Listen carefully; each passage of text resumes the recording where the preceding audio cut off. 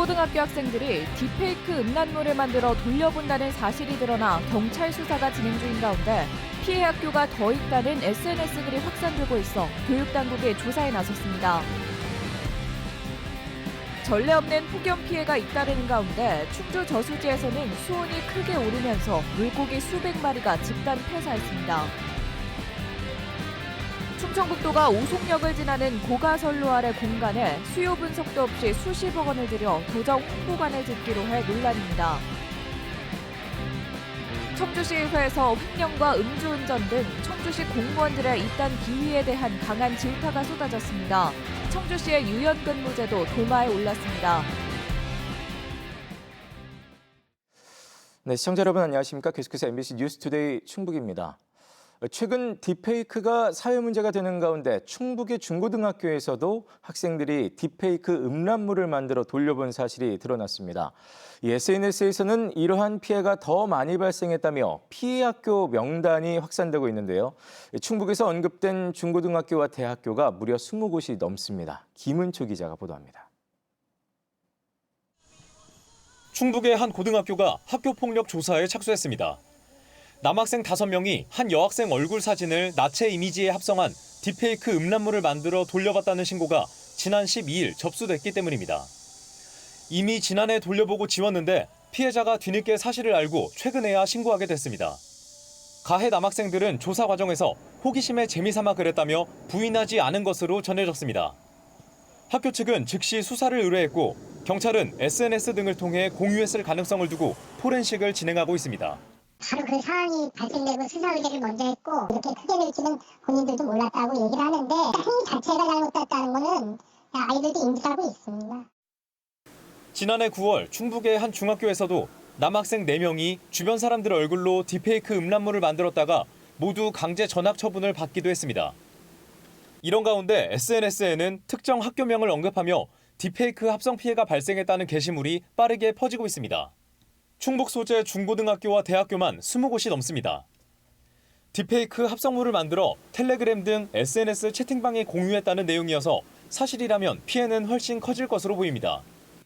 실명이 언급된 학교는 진위 파악에 분주합니다. 오늘 알게 돼서 지금 현재는 파악 중이고 구체적으로 이제 현재 단계에서는 드릴 수 있는 말씀은 없는 상태입니다. 학교명은 물론 가해자로 지목된 학생 실명까지 퍼지며 동시다발적 소송과 조사가 불가피한 상황.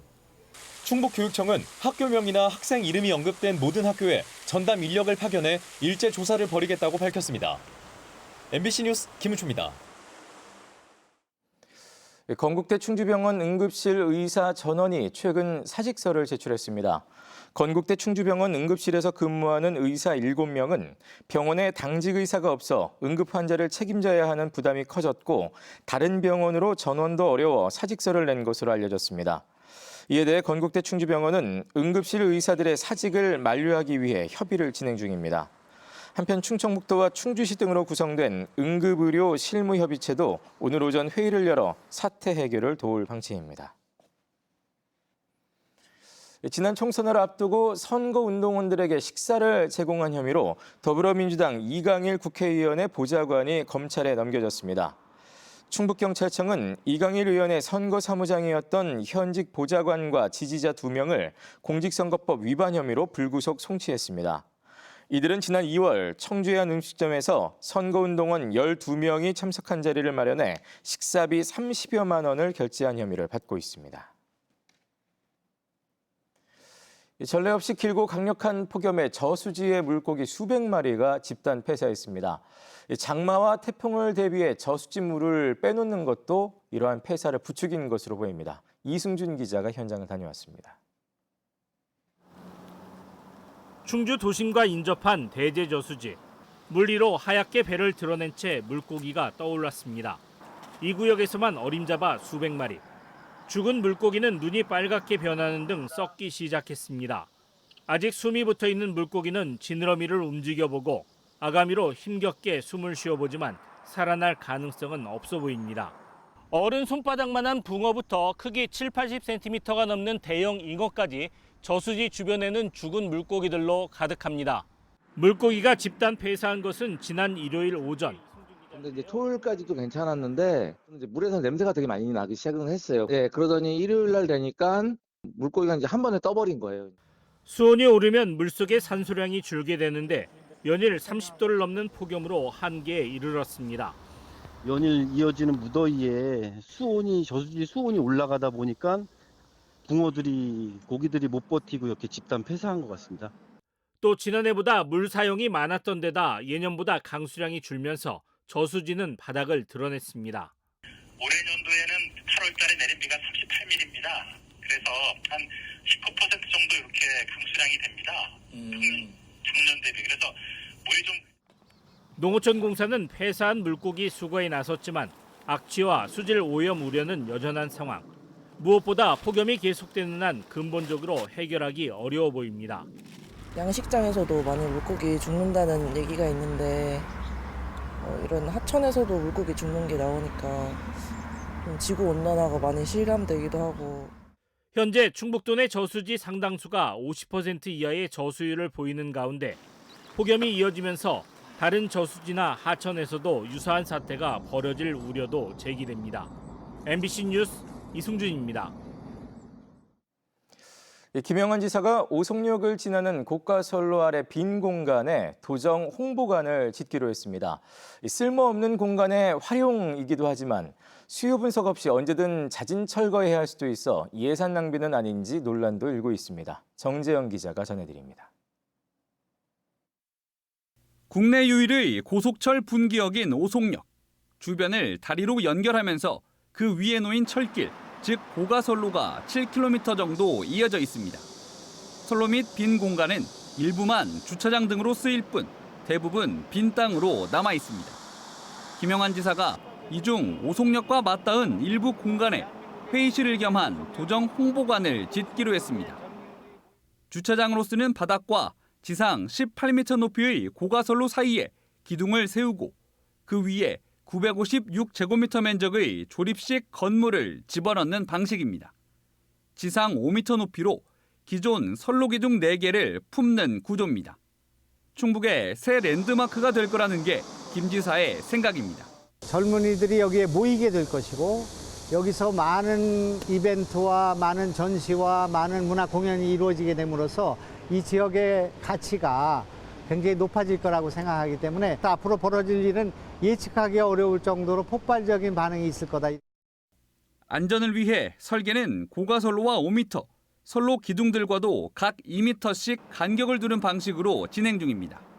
사용 허가는 이미 받았고 다음 달까지 국가철도공단의 설계 검토와 행위 허가까지 받아낸 뒤 올해 안에 공사를 끝내는 게 목표입니다. 설계 단계에서부터 건축 구조 기술사나 이런 분들 협의를 받을 거고요. 철도공단에 있는 분들과 함께 협의를 계속 지속적으로 해나갈 겁니다. 그래서 안전에 지장이 없도록. 필요한 예산은 공사비 약 31억 원 등 모두 37억 1천여만 원에 연간 임대료는 별도입니다. 5년마다 사용 허가도 받아야 하는데 허가 기간 중이라도 홍보관 자리에 다른 이용 계획이 생기면 충청북도는 자진 철거해야 합니다. 얼마나 쓸 수 있을지 장담할 수 없는 겁니다. 공단의 사업개발 계획 등이 잡힐 경우에는 다시 이제 사용허가를 취소하고 다시 원상 복구하는 조건으로 이렇게 사용허가가 나가 있습니다. 중간에 이제 취소할 수밖에 없는 그런 상황도 발생할 수가 있습니다. 홍보관의 또 다른 용도는 소규모 회의실. 철길 아래라 소음 진동이 불가피한 데다 이미 역 안에는 창업가용 무료 회의실과 열린 쉼터 등이 있어 역할이 겹칠 수 있습니다. 하지만 수요 예측은 없었습니다. 충분한 검토와 수요 예측 이런 것들이 빗나가게 되면 예산 낭비로 이어질 수 있고 수많은 혈세가 낭비될 수 있다. 죽은 공간을 살리는 국내 최초 사례가 될지 또 하나의 예산 낭비 사례란 오명을 남길지는 내년 상반기면 판가름 날 전망입니다. MBC 뉴스 정정입니다. 티몬, 위메프 등 큐텐 기업 계열사의 판매 대금 미정산에 따른 충북 중소기업 피해 회복을 위해 충청북도가 대체 판로 지원에 나섭니다. 충청북도와 충북기업진흥원은 온라인 쇼핑몰 G마켓과 옥션, 롯데온에 충북의 피해 기업이 입점되도록 하는 한편 9월 오픈 예정인 충청북도 온라인 쇼핑몰 온충북을 통해서도 온라인 판로 확대를 지원하기로 했습니다.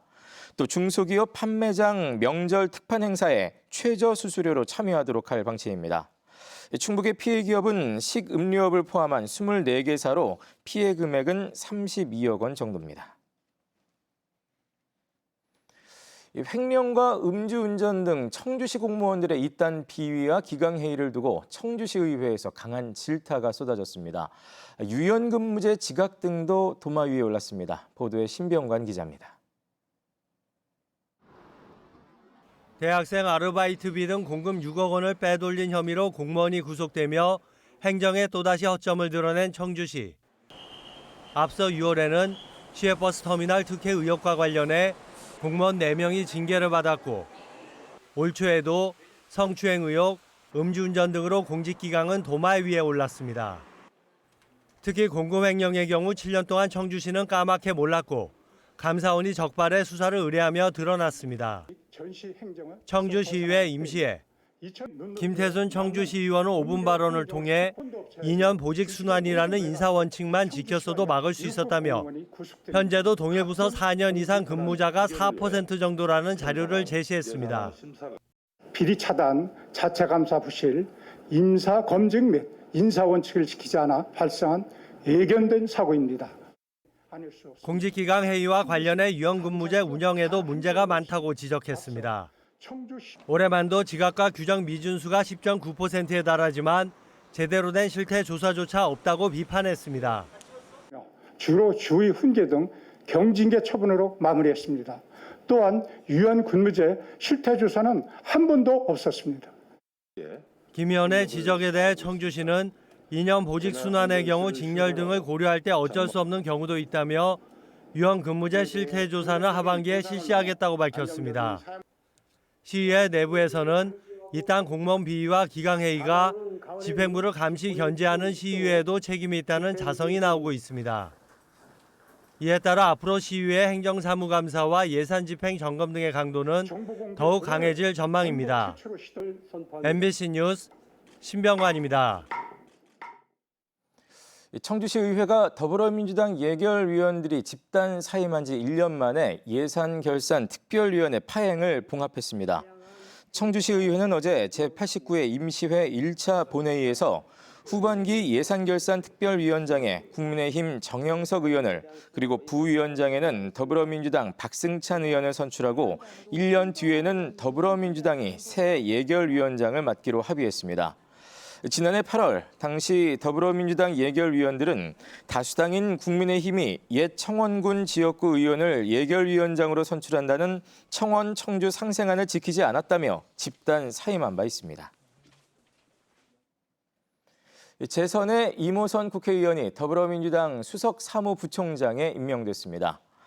이모선 수석사무부총장은 더불어민주당 사무총장을 보좌하며 당무 운영과 예산, 당직 인사 등을 맡게 됩니다. 이모선 의원은 170석 제1야당의 살림살이를 총괄하는 책임감에 어깨가 무겁다며 국민 실생활에 도움이 되는 더불어민주당을 만드는 데 최선을 다하겠다고 밝혔습니다. 지역사회와 사학계의 수건이었던 국립충주박물관이 추진 8년 만에 착공됐습니다. 충주는 고구려, 백제, 신라 3국의 격전지로 국립충주박물관은 3국의 문화가 혼재된 중원문화의 집결지가 될 것으로 보입니다. 허지희 기자가 전해드립니다. 일제에 의해 조선 총독부 압둘로 옮겨졌던 충주 정토사지 홍법국사탑. 고려시대 고승으로 알려진 홍법국사의 사리가 담긴 탑으로 정토사는 고려 왕조실록이 보관되었을 곳으로 추정되는 주요 사찰이었습니다. 정토사는 충주댐 건설로 수몰됐고 일제가 옮긴 홍법국사탑과 사탑비는 현재 국립중앙박물관 수장고에 보관 중입니다. 이 국보문화재가 111년 만인 오는 2026년 충주로 돌아옵니다.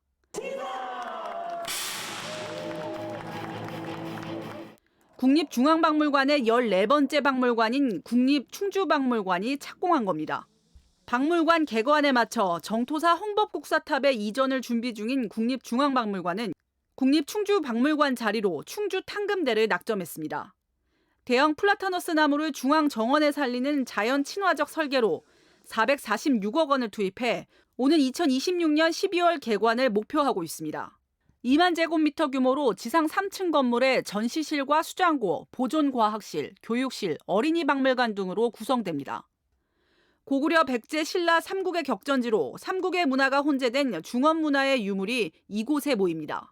우리나라의 여러 다양한 문화가 교차하는 중원 문화를 특색으로 하는 국립박물관입니다.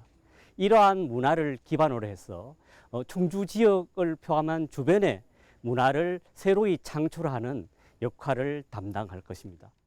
2016년 건립추진위원회를 구성해 유치전에 나섰지만 번번이 예산 확보에 실패했다. 2020년 첫 발을 떼는 등 과정은 쉽지 않았습니다. 처음에 굉장히 부정적이었던 걸 다시 긍정적으로 바꾸는데 시간이 많이 걸렸습니다. 국비 확보를 위해서 국회에서 증액을 4번 요구했다. 마지막에 4번째 이렇게 확보돼서 추진되게 됐습니다. 청주와 공주 등에 이어 충청권에서 4번째 국립박물관이라 기존 박물관과의 차별화가 관건입니다. 고구려 문화가 대표적인 이제 중원 고구려비가 여기 있죠. 한반도의 고구려 비는 이거 하나밖에 없습니다. 북한 땅에도 없습니다. 고구려 문화를 알기 위해서는 충주박물관을 찾아야 되는. 현재 행방에 묘연한 국보 6호, 충주 타평리 7층 석탑의 사리암 등을 비롯해 원 소재지가 충주권인 국보급 석조물 등 문화재를 환원해야 한다는 지역의 목소리가 많은 만큼 향후 추가 문화재 확보도 과제가 될 것으로 보입니다. MBC 뉴스 허지입니다. 프로야구 하나이글스가 비상하고 있습니다. 최근 한 달 사이 7할대 승률을 기록하면서 5강 경쟁에 본격적으로 뛰어들었는데요. 6년 만에 하나의 가을 야구를 볼 수 있을까요? 이승섭 기자가 보도합니다. 한화가 한 점 차로 앞선 7회 말 두산의 공격. 투아웃 1, 2루의 위기에서 류현진이 두산의 중심 타자 양의지를 삼진으로 돌려세웁니다.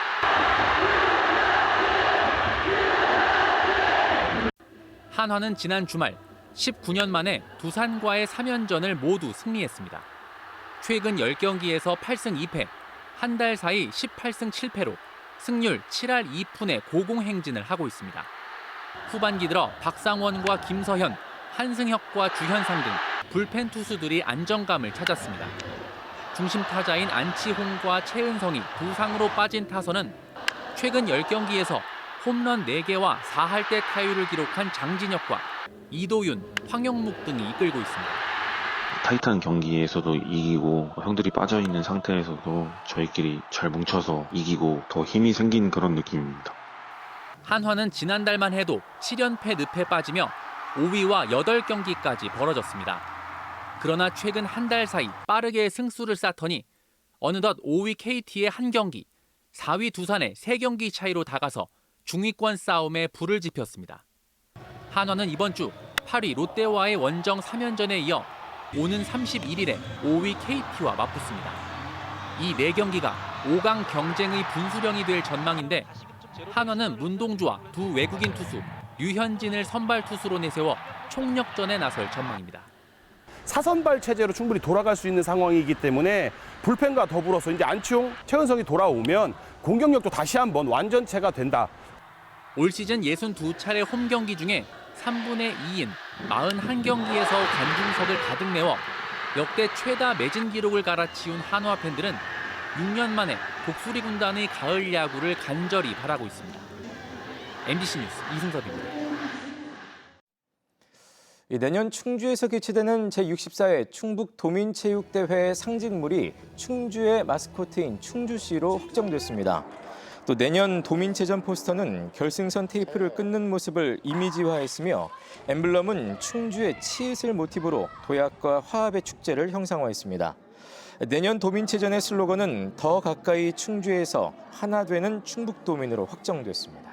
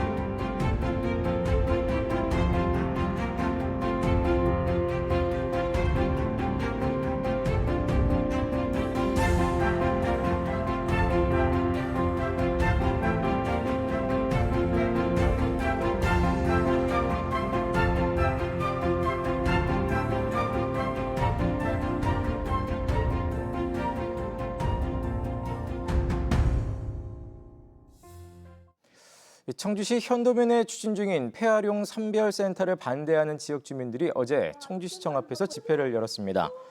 이들은 재활용 선별센터는 주변에 부정적인 영향을 주는 혐오시설로 주민공모로 혐오시설 입지를 선정하도록 한 청주청원 상생합의안에 어긋난다며 사업 백지화를 요구했습니다. 이에 대해 청주시는 상생합의안은 광역 매립장에 해당되고 재활용 선별센터에는 해당하지 않는 것으로 판단한다고 밝혔습니다.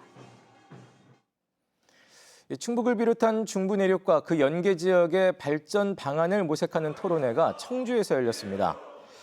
중부 내륙 특별법 개정을 앞두고 충청북도와 연합뉴스가 마련한 토론회에서 참석자들은 중부 내륙 8개 시도가 받는 과잉 규제와 이로 인한 지방 소멸 위기, 또 청주 국제공항 활성화를 위한 활주로 신설 필요성 등에 대해 한 목소리를 냈습니다.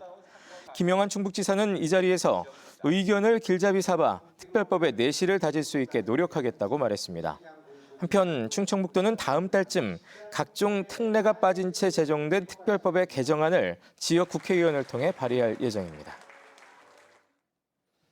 한국자동차연구원의 전기 다목적 자동차 연구센터가 음성 인국산업단지에 들어섭니다.